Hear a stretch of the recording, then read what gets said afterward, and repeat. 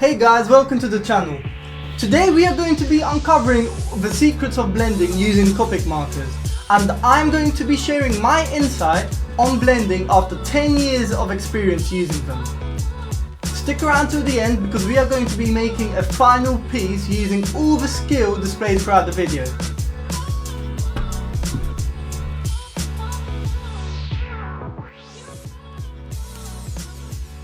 Now, when it comes to blending with Copics, two words are absolutely key: friction and speed. The magic happens when you get these two elements working together. The friction of the marker nib on the paper is what allows the colours to blend on paper in combination with how fast you apply the ink. Think of it like this: you want to work while the ink is still wet. If you lay down one colour and then leave it to dry for too long, you're going to find it much harder to get a smooth blend with your next colour. The inks need to interact with each other, flow into one another. So keep your movements as fluid as possible and don't hesitate for too long between applying your blending shades. Here's another golden rule I've learnt along the way, especially when working with a wide range of values. It can be really tempting to try and blend a very dark colour directly with a very light one. And while it's not impossible, it's definitely going to be very challenging to get that perfect gradual transition the right way. So what's the secret? It's all about, instead of forcing those two extremes to meet, introducing a mid-tone colour, something that sits comfortably between your dark and light shade that will act as a bridge, allowing the darker and lighter inks to blend much more smoothly and naturally. You'll be amazed at the difference that makes. Now, mastering blending with Copics takes practice, there's no doubt about it.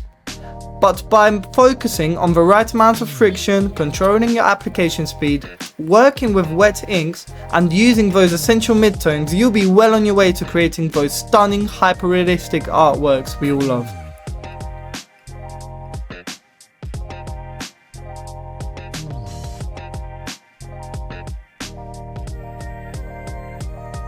As you'll see here, I went in with a very aggressive colour on top of a very light pink, and I actually had to go back and use a darker purple to blend the two colours, which resulted in a little bit of a lesser desired outcome. We are not done yet, guys. I'm still yet to share some trickier ways to blend Copics, so stick around till the next part.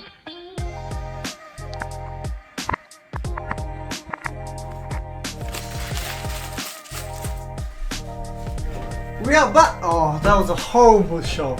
Right, anyways, we are back at our other office, back from the experimentation we just had. I just want to say, I think we had a very good go. I mean, we displayed a very high level of blending, and I was able to explain a little bit of how to blend different colours along the spectrum. Colours such as purple and green, or even dark blue, light blue, and colours that are complete opposites, which I found to be amazing. Moving on, I think it's just right that we use the skills we gathered from the experimentation previously and we give it a real life art appliance into some art. So, let's give it a shot. I'm going to be trying something a little bit more intermediate now, and hopefully I can show you even more secrets and techniques I've gathered over the years to do with blending using Copic markers.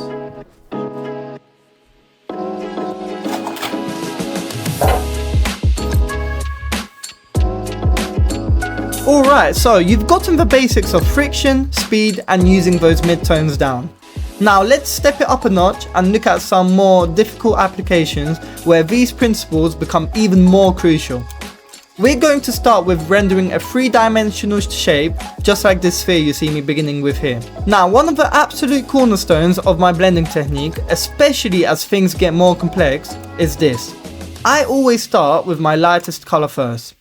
You'll see me blocking in the main highlight area and the base tone with the lightest shade I intend to use for the section of a sphere. And then I gradually go in with the darker colours, layering them and blending them into the still wet lighter ink.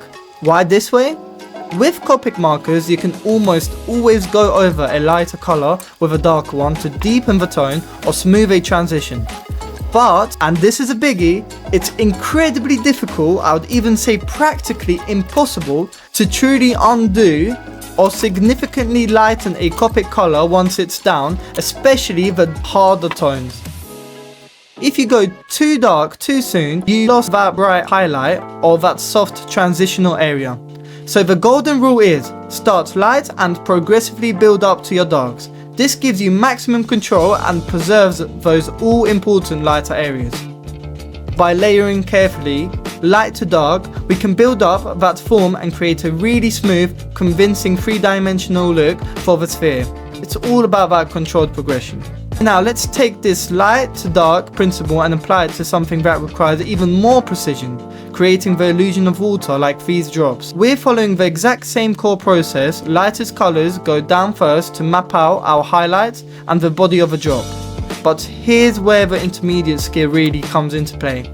With these drops, I have to be so much more accurate with how I place my brush nib on paper. Every stroke counts towards creating that delicate, transparent liquid illusion.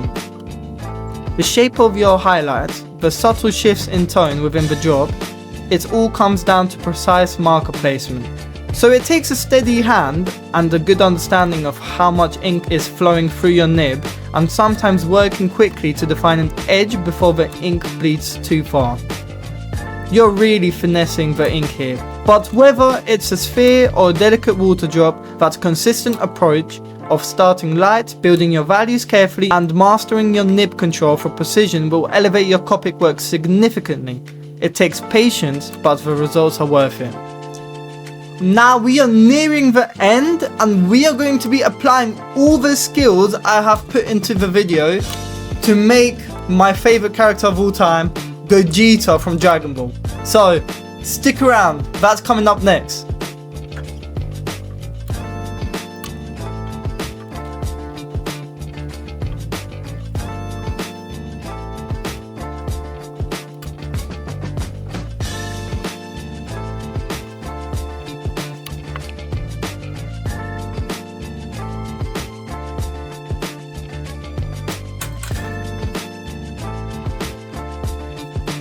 Alright everyone, we've journeyed through the essential secrets of Copic blending, from understanding friction and speed, to the importance of layering light to dark and mastering that crucial nib control for precision.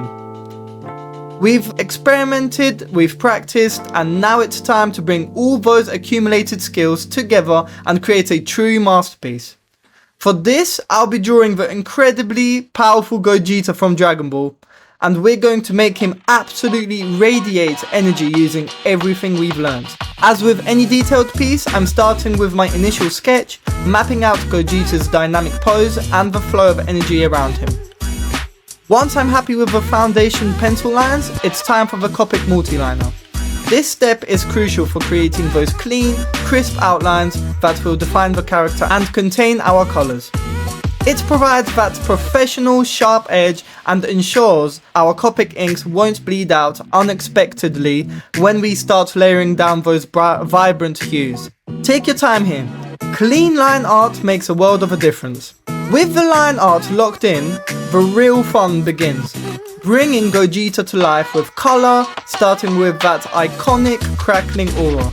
This is where our understanding of blending really comes into play, to create that sense of immense power. I'm carefully selecting my colours, starting with the lightest shades closest to where the energy will be most intense, and then blending outwards into progressively richer and more dynamic tones. Think about how energy flows and make your strokes follow that direction, using those smooth transitions we've practiced to make the aura feel alive and almost three-dimensional, really pulsating off the page. Now let's focus on Gogeta himself. He's engulfed in this powerful energy, and a key element here is the light source, that is radiating ball he's conjuring. To make this believable, I'm strategically colouring Gogeta using various tones of blue, which will act as reflected light, hitting his muscles, his clothing and hair, showing just how immense that energy ball is. I'm carefully blending these blues into his natural skin tones and outfit colours, ensuring the light wraps around his form. This is where those subtle blending skills we honed earlier are essential for creating a realistic interplay of light and shadow. Speaking of that, Radiating ball of light, this is a focal point of brilliance. I'm using my lightest, brightest colours right at the core, perhaps even leaving some of the white of the paper to signify the most intense point of light. Then I'm blending outwards in very soft, smooth gradients to give it that luminous, almost blinding glow. The key here is to make it like it's truly emitting light, and that affects everything around it, especially Gogeta. Now for some of the shading on Gogeta's skin, particularly where the blue light recreates shadows, I encountered a little challenge. I didn't quite have the perfect darker blue to deepen those areas over his skin tone in the way I envisioned. So here's a slightly unconventional technique I resorted to. I carefully went over those blue lit skin areas with a C5, which is a cool grey tone. This helped to create that depth and shadow I was after, desaturating the underlying colours just enough to suggest the form turning away from the light. It's a bit of a trick, but you have to be incredibly careful when layering like this, especially with greys over colours. If you apply too much ink or work the area too aggressively, you can definitely run into issues with discoloration, muddiness or excessive bleeding. So it's all about a light touch and knowing when to stop. I'll let the rest of this play out, but I'll see you guys a bit closer towards the end.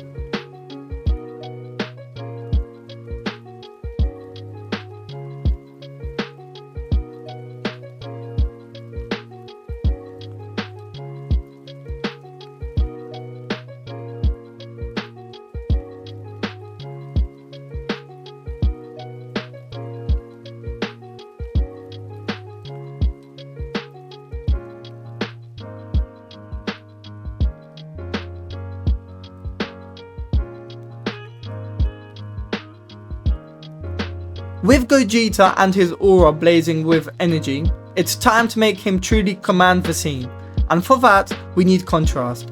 I'm going in with a deep solid black for the background.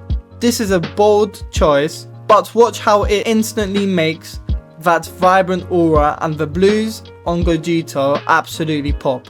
Laying down a large area of black smoothly takes patience and a good understanding of your marker coverage. ensuring you get a consistent, rich dark without patchiness, and being careful around the edges of your main subject so that aura stays crisp and bright. And there we have it. By applying all those Copic blending secrets, from precise layering and understanding our light source to creating dynamic auras and impactful contrast, we brought Gogeta to life in this electrifying piece. You can see how each technique we've discussed plays a final role in the final artwork. It's a testament to how these skills, once mastered, can help you create stunning, hyper-realistic and truly captivating art. Thank you for joining me on this blending journey. Keep practicing, keep experimenting, and keep creating, guys. If you liked the video, I'd appreciate it if you could subscribe, and I'm going to be making a lot more creative art challenges in the future, so stick around.